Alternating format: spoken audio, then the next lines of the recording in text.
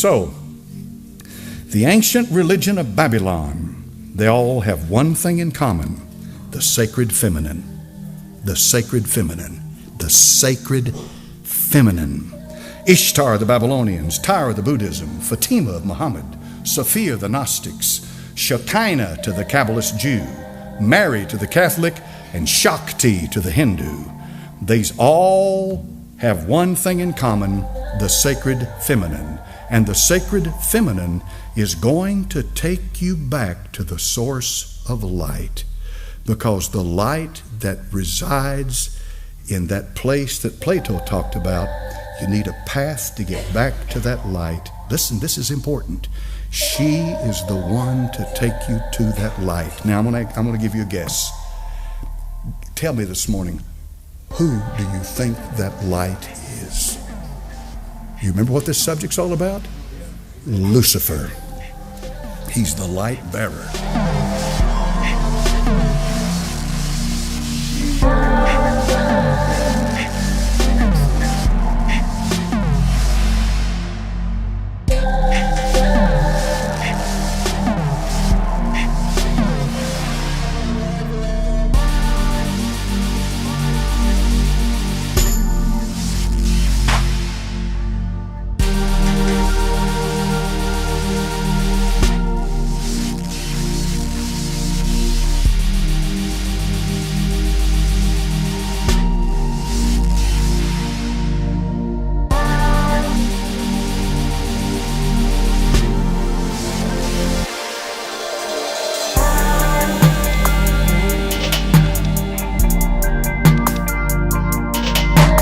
She is the one to take you to that light.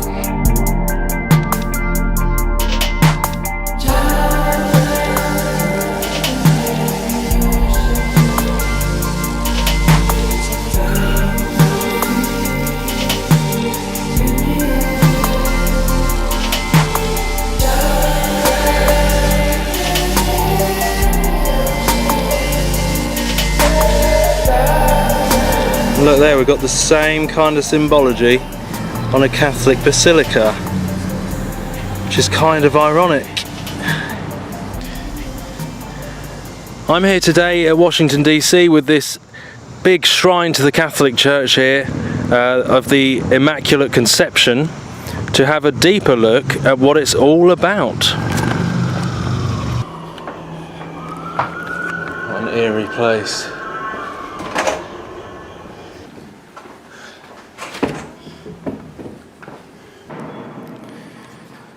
So let's go down into the belly, the underworld, where masses take place, into the heart underneath this, the tomb of this huge temple.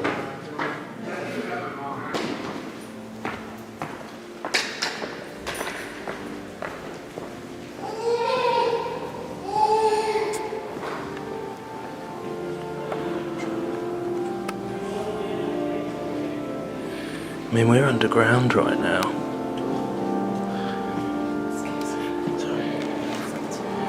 This is underground, this is in the belly, underneath the big temple.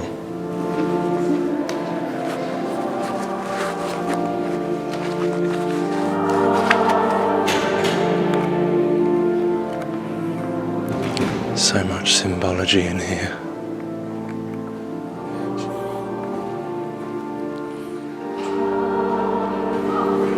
The National Shrine of Immaculate Conception.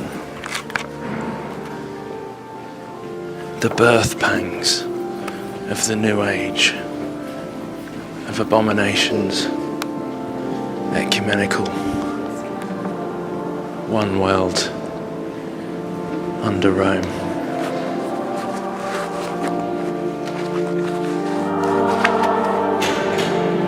It's like an expensive hotel, one of those 5-star ones in Vegas.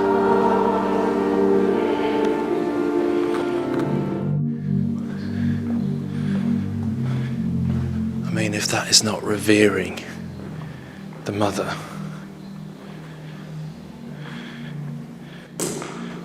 Europa. And look at him, I mean, he's bowing. I've heard so many say they don't revere Mary in that way, the false Mary. But he's bowing to this Ishtar, Isis figure. Coming out of the feminine gate. The female birthing womb. I'm sure I don't really need to say too much. It's already pretty obvious what that represents. Well, and there's that hexagon again. This same symbolism, just like the Star of David. The hexagon like we saw in the other place. The hexagon with mother and child coming through. And like the reference to the black sun. So Saturn, just like the NASA have recently shown with the hexagon on Saturn and all that. And look, the heart, connection to the heart of the earth. Heart of Mary, pray for us. So often I think it's like that birthing of that Tammuz, Nimrod, Antichrist figure from the heart of the earth, which they call Gaia, like the mother goddess Gaia. So I wonder if it's a reference to that. Definitely Ishtar, Babylonian, false religion, and this is their belief system I'm speaking about here. And the references to Saturn. 6-sided shape. The Antichrist, the birth of the Antichrist. A copy of the truth, of the true Messiah, but this is the inverted, the false one. So there's always parallels and mirrors to the real truth. It's just that this goes back to Egypt, Babylon, and there's always been usurping authority, as I said, usurping authority from the real legitimate Messiah, the real legitimate truth that we can read in the New Testament. This is how they are doing it and always have done it. This is the plan all along. The fallen plan, the kingdom of darkness, our enemy, to usurp and trick and mirror and copy, to mislead people.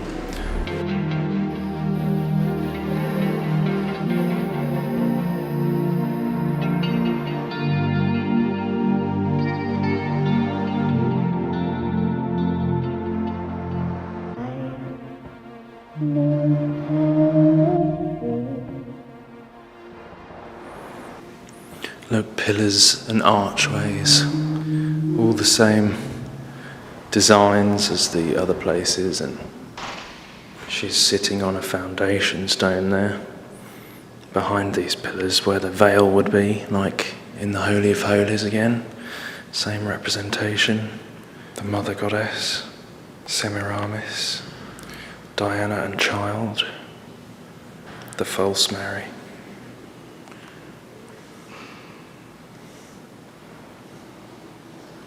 Oh my goodness.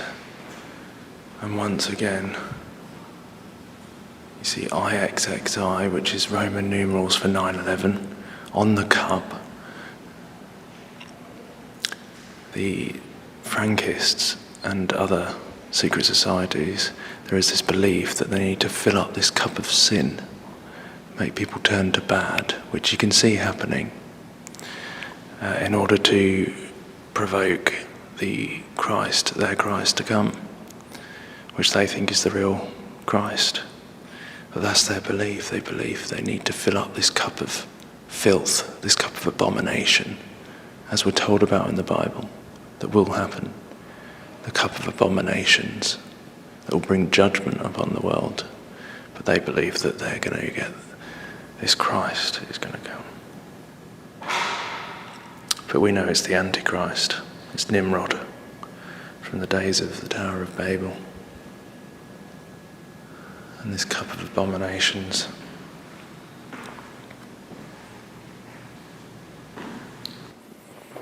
Mate!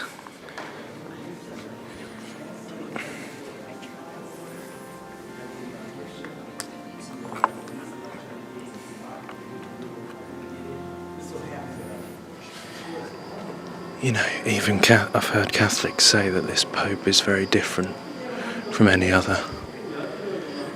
The way he's uniting religions and one world, ecumenical, new world order. The Jezebel spirit usurps authority where it has none. I was thinking about this the other day. The Jezebel spirit usurps authority where it has none. And this is kind of the way this new ecumenical religion, Babylonian New Age religion, is working. Usurping authority over where it has none. It's pretty interesting. Usurping authority over the man, over Jesus, the true king, the queen, usurping illegitimate authority.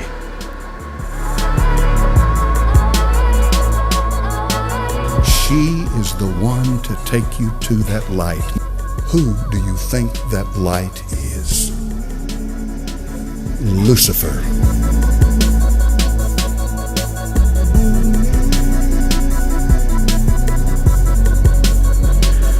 Please do not tell me this is not an ornate temple of Diana, the mother goddess. Sorry. I don't think that went down too well. But look, the celebration of fertility.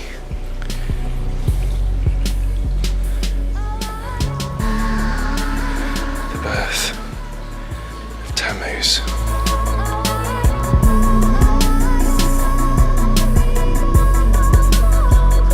Whether you call her this, or you call her that, or you call her this, or you call her that, she's the same wherever you go.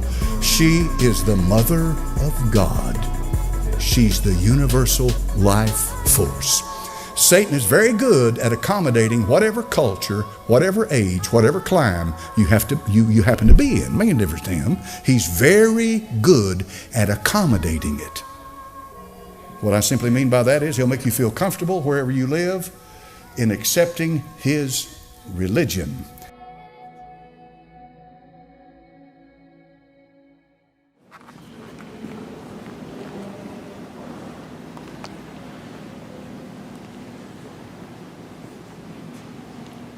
You say you were going to take it back?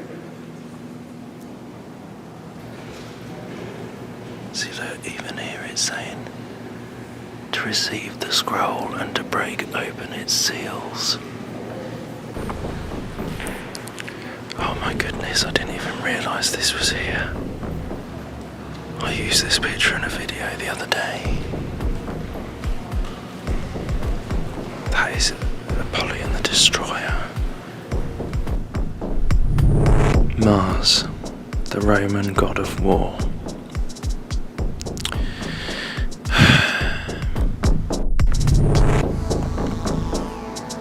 And we've got that same representation of the Holy of Holies type thing, and him raising out of it Apollyon the Destroyer, the Antichrist. That is not Jesus. I don't think it takes much to work out that that's not Jesus.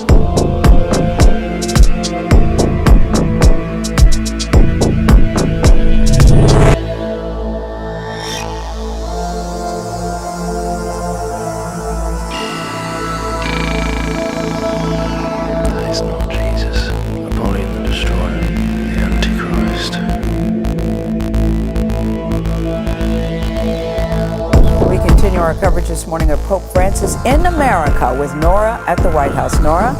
Thank you, Gail. Pope Francis is also going to celebrate his first Mass in the United States, and that is at the Basilica of the National Shrine of the Immaculate Conception.